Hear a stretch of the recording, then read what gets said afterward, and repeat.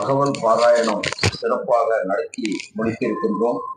அந்த புதுமனை புகுவிழா நிகழ்ச்சி சம்பந்தமாக திருமதி தமிழ்ச்செல்வி அவர்கள் கூட சிறிது பேசுவார்கள். எல்லோரும் அந்த கருத்தை முன்னிட்டு கேட்க வேண்டுமாய் கேட்டுக்கொள்கிறேன். அனைவருக்கும் இனிய காலை வணக்கம்.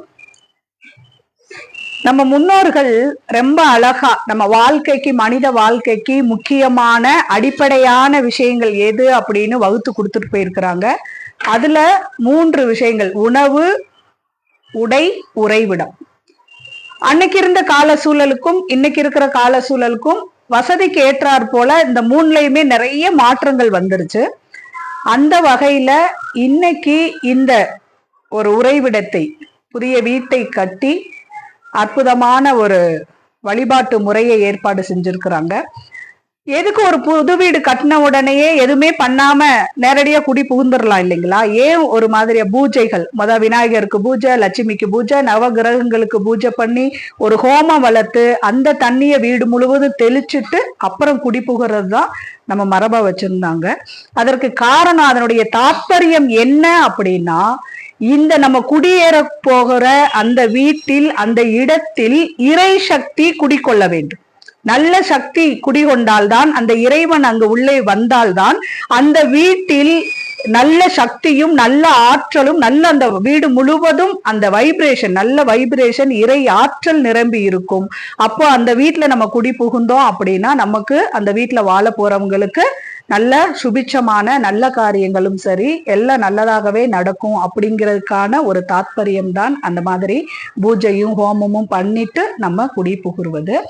அந்த அடிப்படையில இன்னைக்கு அந்த மாதிரி இல்லாம நம்ம வள்ளல் பெருமகனார் சொன்ன அருட்பா, திரு அருட்பாவை கிட்டத்தட்ட ஒரு 2 மணி நேரம் மெய்யன்பர்களாகிய எல்லோரும் சேர்ந்து ஓதி அந்த வழிபாட செஞ்சு முடிச்சிருக்கிறாங்க. அப்ப இந்த இடத்தில், இந்த வீட்டில் இப்பொழுது அந்த வள்ளல் பெருமகனாரினுடைய அகவலை பாடியதன் மூலமாக அந்த அருள் பேராற்றல் முழுவதும், இறையாற்றல் முழுவதும் நிரம்பி இருக்கிறது.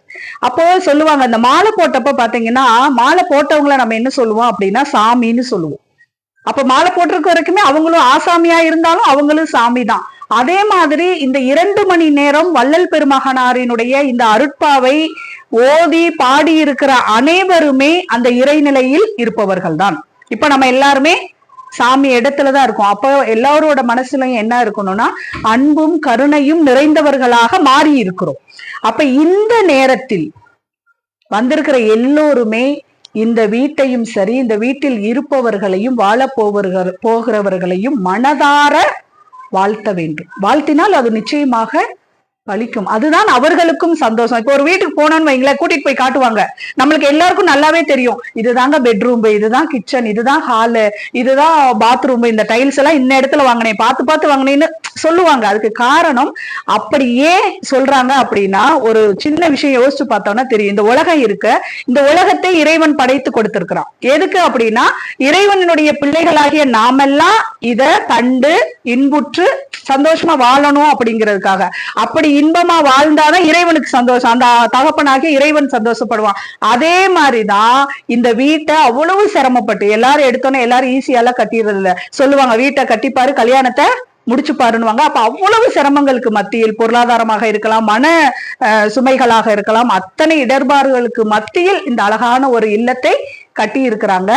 அவங்கள நம்ம எல்லாரும் மனதார வாழ்த்துவதுதான் அவர்கள் அத்தனை நாள் பட்ட கஷ்டத்திற்கான ஒரு நல்ல பலன். அதனால எல்லாருமே மனதார இந்த இல்லத்தில் இன்னைக்கு அப்படி அருள் ஆற்றல் நிரம்பி இருக்கிறது. நாமும் அந்த ஆற்றலோடு இருக்கிறோம். எல்லோரும் மனதார இந்த வீட்டில் இருப்பவர்களை, வாழப்போகிற அனைவரையும் வாழ்த்தி நம்ம இந்த சங்கல்பத்தை செய்யலாம்னு நினைக்கிறேன். ஏன்னா அருட்பேர் ஆற்றல் இந்த வளாகம் முழுவதும் நிரம்பி இருக்கிறது. அந்த அருட்பேராற்றல் கருணையினால் உடல் நலம், நீலாயுள், நிறை செல்வம், உயர்ப்புகள், மெய் ஞானம் ஓங்கி அவர்கள் வாழ்க வளமுடன் என்று அனைவரும் வாழ்த்துவோம். எப்பயுமே நல்லதை நினைச்சோம் அப்படின்னா நல்லதே நடக்கும். நன்றி, வணக்கம்.